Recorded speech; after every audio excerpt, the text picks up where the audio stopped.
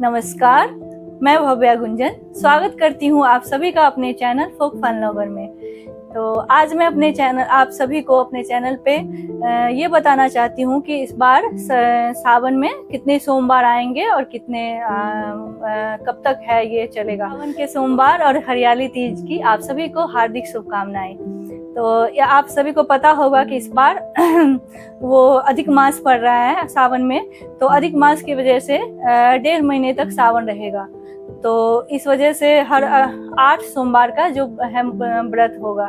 तो व्रत की जो तारीख है वो 10 जुलाई से लेके 28 अगस्त तक चलेगी, इसीलिए 8 सोमवार का व्रत करना पड़ेगा। 18 जुलाई से 16 अगस्त तक सावन का अधिक मास रहेगा, इसलिए आपका जो सोमवार का व्रत है वो 4 जुलाई से शुरू होके सावन जो है वो 4 जुलाई से शुरू होके और 31 अगस्त तक चलेगा। और व्रत जो है आप 8 सोमवार का व्रत करेंगे। 10 जुलाई से 28 अगस्त तक सोमवार का सावन सोमवार का व्रत मतलब सावन है तो सोमवार चलेगी 7 जुलाई से 28 अगस्त तक। तो आशा है कि आप सभी को ये अच्छा लगी होगी ये जानकारी, और अगर अच्छी लगी होगी तो मेरे चैनल को लाइक सब्सक्राइब शेयर कर देना। और कोई भी अगर आपके मन में कोई भी दुविधा हो तो हमारे चैनल पे कमेंट करके पूछ सकते हो।